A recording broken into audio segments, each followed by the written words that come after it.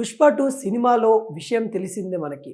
దర్శకుడు దేవిశ్రీ ప్రసాద్, మైత్రి మూవీస్ మధ్యలో ఏదో ఇష్యూ నడుస్తా ఉందని కొన్ని రోజులుగా ఒక టాక్ అయితే వస్తా ఉంది. ఈ విషయంలో బ్యాక్‌గ్రౌండ్ స్కోర్ ఇవ్వడానికి మరో ముగ్గురిని సంప్రదించారు. దేవిశ్రీ ప్రసాద్‌ని కాదని మరో ముగ్గురిని ఎందుకు సంప్రదించారని కూడా కొంత రూమర్స్ అయితే క్రియేట్ అవుతా ఉన్నాయి. వీళ్ళిద్దరి మధ్యల అంటే మైత్రి మూవీస్‌కి సంస్థకును మరి దేవిశ్రీ మధ్య వీళ్ళిద్దరికీ పడట్లేదు అని కూడా కొంత వార్తలైతే వస్తా ఉన్నాయి. దీనిపైన కొంతవరకు దేవిశ్రీ ప్రసాద్ మాట్లాడుతూ ఉన్న విషయాలైతే మనకైతే తెలుస్తూ ఉన్నాయి. అయితే తను సుకుమార్, దేవిశ్రీ ప్రసాద్ వీళ్ళిద్దరు అంటే దేవిశ్రీ ప్రసాద్, సుకుమార్ వాళ్ళిద్దరు బాండింగ్ గురించి మనం మాట్లాడుకోవాల్సిన అవసరం లేదు. ఎందుకంటే గత కొద్ది రోజులకు మనం చూసామన్నమాట. సుకుమార్ గారు దేవిశ్రీ ప్రసాద్ లేకుండా నేను సినిమా చెయ్యను అని చెప్పిన సందర్భాలు, స్టేజ్ల మీద చెప్పిన సందర్భాలు మనం చాలా చూసాం. ఎందుకంటే వాళ్ళిద్దరి బంధం ఆ విధంగా ఉంటుంది. వాళ్ళిద్దరు కలిసి చేసిన సినిమాలు కూడా సూపర్ హిట్ సినిమాలైనాయి. దేవిశ్రీ ప్రసాద్, సుకుమార్ కాంబినేషన్లో వచ్చిన సినిమా ప్రతి ఒక్కరు కూడా దాదాపుగా విజయ కేతనం వేసింది. మనం పుష్పలో విజయం అంటే మన పుష్ప 1 ఏదైతే ఉందో దేవిశ్రీ ప్రసాద్ పాత్ర కీలకంగా ఉండేది. కానీ ఇప్పుడు దేవిశ్రీ ప్రసాద్ కాదని మరో ముగ్గురిని బ్యాక్‌గ్రౌండ్ స్కోర్ కోసం వేరేటోళ్ళని సంప్రదించడం ఏంది? తను చేసే పని వేరేటోళ్ళకి అప్పగించడం వల్ల కొంత అసంతృప్తిగా దేవిశ్రీ ప్రసాద్ అయితే కనబడతా ఉన్నాడు. ఏదైతే పుష్ప 2లో బ్యాక్‌గ్రౌండ్ స్కోర్ కోసము దేవిశ్రీ ప్రసాద్ పక్కన పెట్టి అజనీష్ ఘోష్నాథ్, శ్యామ్ సిఎస్ను తీసుకోవడం, మైత్రి నిర్మాతలు దేవిశ్రీ ప్రసాద్ సమయానికి బ్యాక్‌గ్రౌండ్ స్కోర్ ఇవ్వలేదని అందువల్లనే ముగ్గురిని తీసుకున్నామని మైత్రికి సంబంధించిన నిర్మాతలు చెప్పడం అయితే జరిగింది. కానీ టైంకు ఇవ్వలేదని దేవిశ్రీ ప్రసాద్ చెప్పినప్పటికీ కానీ దేవిశ్రీ ప్రసాద్ తను మాట్లాడుతూ నేను టైంకి ఇవ్వకపోవడం ఏంది, నేను టైంకి ఇచ్చాను, నేను టైంకి వస్తానని కూడా తనైతే చెప్పడం అయితే జరిగింది. ఇచ్చే ప్రయత్నం కూడా చాలా వరకు చేశానని కూడా తను గతంలో చేసిన వర్క్ గురించి తనైతే చెప్పడం అయితే జరిగింది. సుకుమార్ కూడా నిర్మాతను కాదని ఆర్ఆర్ బాధ్యతల్ని భాగాల్ని విడగొట్టి మరో ముగ్గురికి అప్పగించిన దేవిశ్రీ ప్రసాద్ తన వంతు తను సినిమాకి ఆర్ఆర్ ఇచ్చుకుంటూ వెళ్ళానని కూడా తనైతే చెప్పుకుంటూ వచ్చారు. దేవిశ్రీ ప్రసాద్ ఇచ్చిన ఫైనల్ కాపీనే ఫైనల్గా కానున్నట్టు కూడా కొంత ఇన్వైడ్ వర్గాలు అయితే చెప్తా ఉన్నారు.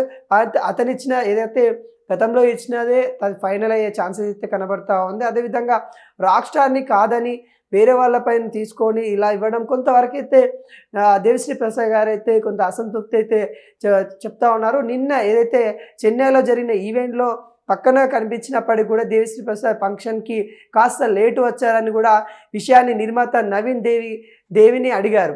అండ్ దానికి దేవి కాస్త ఫీల్ అయినట్టు కూడా మనకైతే క్లియర్ కట్గా కనబడతా ఉన్నాడు. ఎందుకంటే దేవిశ్రీ ప్రసాద్ గారు మరి ఏదైతే ఆ ఈవెంట్కి సంబంధించి ఆ స్టేజ్ మీదకి వెళ్ళి తను మాట్లాడిన తీరు కూడా మనకైతే క్లియర్ కట్గా కనబడుతుంది.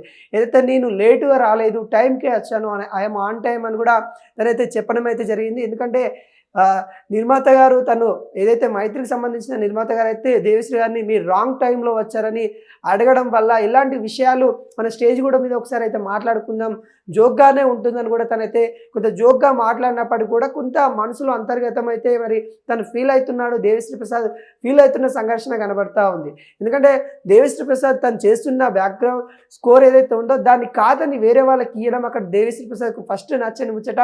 సెకండ్ ఏంటంటే తనను ఏదైతే నువ్వు రాంగ్ టైంలో వచ్చావని విమర్శించడము, నీ ఏదైతే మ్యూజిక్ నువ్వు కూడా లేట్ ఇస్తావు, నువ్వు రావడం ఈవెంట్కి కూడా లేటుగా వస్తావు, ఈరోజు కూడా లేటుగా వచ్చావని కూడా దేవిశ్రీ ప్రసాద్ని కొంత అడిగినట్టు దాఖలాలు అయితే కనబడతా ఉంది. దాని మీద దేవిశ్రీ ప్రసాద్ క్లారిటీ ఇచ్చారు. Sir I'm on time sir అని కూడా ఆయన క్లారిటీ ఇచ్చిన దాఖలాలు అయితే కనబడతా ఉన్నాయి. తను ఫంక్షన్కి కూడా టైంకి వచ్చానని కూడా తను చెప్పుకుంటూ ఈవెంట్ పైన చెప్తూనే కొంత నవ్వుకుంటూనే తను చురుకలు అంటించిన దాఖలాలు అయితే కనబడుతున్నాయి.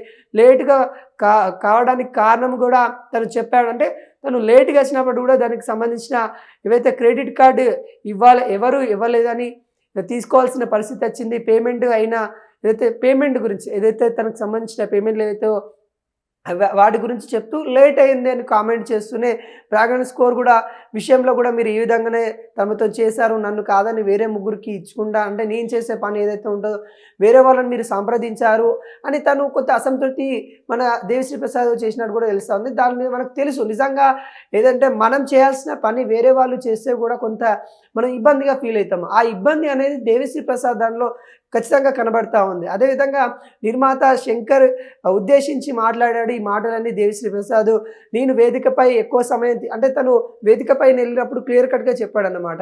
నేను స్టేజ్‌పై ఎక్కువ సమయాన్ని తీసుకున్నందుకు ఎవరైనా నన్ను క్షమించండి. ఎందుకంటే చాలా విషయాలు మాట్లాడేది ఉంది. గతంలో నన్ను చాలా లేట్ అని కూడా చెప్పారు.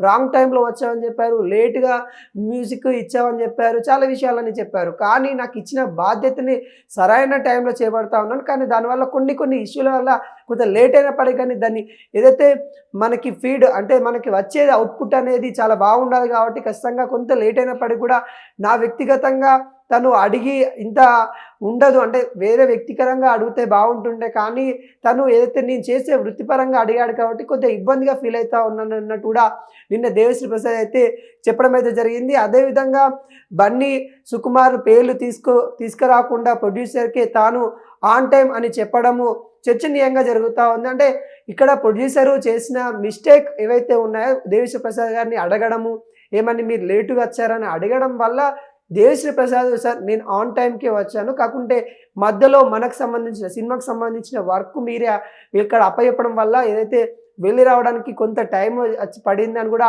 సినిమా పని మీదే వెళ్ళాను. ఆన్ టైంకే వచ్చానని కూడా తనైతే వ్యక్తం చేయడం అయితే జరిగింది. తనకు సంబంధించిన ఏదైతే ఈవెంట్ పబ్లిక్‌లోనే మాట్లాడుకుందామని తనైతే క్లియర్ కట్‌గా చెప్పిన దాఖలాలు అయితే కనబడతా ఉన్నాయి. తను చేసిన అంటే దేవిశ్రీ ప్రసాద్ గారు చెన్నైలో తను వేదిక మీద చేసిన మాటలు ఏవైతే ఉన్నాయో తను మాట్లాడిన తీరు కానీ కొంత సినిమా వర్గాల్లో చర్చనీయంగా జరుగుతూ ఉంది. గతంలో మనం కూడా ఏదైతే సంబంధించిన మైత్రి మూవీస్ సంబంధించిన బ్యానర్‌లో కొంత ఇబ్బంది దేవిశ్రీ ప్రసాద్ గారు ఎదుర్కొంటా ఉన్నారన్నట్టు కూడా మనకైతే తెలుసు. ఆ ఎదుర్కొనే నేపథ్యంలో ఇప్పుడైతే క్లియర్ కట్‌గా కొంతవరకైతే వాళ్ళ మధ్యలో కొంత ఇష్యూ నడుస్తున్నదన్నట్టు కూడా మనకైతే క్లియర్ కట్‌గా అర్థమవుతుంది. త్వరలోనే తను మాస్ పాట విడుదల కాను అన్నట్టు కూడా అందులో బన్నీ ఊరా మాస్ స్టెప్పులు వేస్తారన్నట్టు కూడా దేవిశ్రీ ప్రసాద్ చెప్పినట్టు కూడా మనకైతే తెలుస్తూ ఉంది. తాను ఫస్ట్ ఫిదాకే అంటే అయినప్పుడు తన ఫస్ట్ లుక్‌కే దేవిశ్రీ ప్రసాద్ అయితే అల్లు అర్జున్ గురించి చెప్తా ఉన్నారు. పుష్పలో తన ఏదైతే లుక్ ఏదొచ్చిందో ఫస్ట్ దానికి నేను సినిమా బాగుంటుందని సినిమా గురించి చెప్తుండే అక్కడ జరిగిన ఇష్యూ గురించి కూడా దేవిశ్రీ ప్రసాద్ చెప్పే ప్రయత్నం కూడా చేశారు. అక్కడ ఏదైతే నిర్మాత మైత్రికి సంబంధించిన నిర్మాతలకి తను ఏదైతే చెప్పాలనుకున్నాడో అది పబ్లిక్ ముఖంగా చెప్పడం వల్ల కొంత చర్చనీయంగా జరుగుతూ ఉంది. మళ్ళీ సుకుమార్ పేరును బన్నీ పేరు తీయకపోవడం వల్ల కొంత చర్చనీయంగా రాజకీయ వర్గాల్లో కావచ్చు, ఇటు ఏదైతే సినిమా సంబంధించిన వర్గాలలో కూడా కొంత చర్చనీయంగా జరుగుతూ ఉంది. వాళ్ళిద్దరి మధ్యలో ఏదో ఇష్యూ నడుస్తూ ఉందని ఇంకా బలంగా ప్రచురం అవడానికి వీళ్ళ మాటలే మనకి నాంది పలుకుతున్నట్టు కూడా తెలుస్తూ ఉంది. పుష్ప 2 సినిమా గురించి కూడా దేవిశ్రీ ప్రసాద్ అయితే నిన్న వేదిక మీద మాట్లాడడం అయితే జరిగింది. అల్లు అర్జున్ గురించి తను మాట్లాడిన ఏదైతే సినిమాలో తను చేసిన బ్యాక్గ్రౌండ్ మ్యూజిక్ కూడా కొంత ఫైనల్ అయితే ఉంది. దానికి అల్లు అర్జున్ గారు వాళ్ళు సానుకూలంగా ఉండడం వల్లనే నా మ్యూజిక్ అయితే మీకు ప్రజల ముందుకి వస్తూ ఉంది అన్నట్టు కూడా అల్లు అర్జున్కి థ్యాంక్ యూ చెప్పిన విధానం కూడా కనబడుతుంది. అదేవిధంగా సుకుమార్ ఏదైతే దేవిశ్రీ ప్రసాద్ వీళ్ళిద్దరి మధ్యలో బాండింగ్ కూడా మనకి చూసినట్లయితే చాలా బాగుంటుంది. వీళ్ళ బాండింగ్ కూడా ఇలానే కొనసాగుతుంది అని కూడా కొంతవరకు అయితే ప్రజలు అదైతే ప్రేక్షకులు అయితే వ్యక్తం చేస్తూ ఉన్నారు.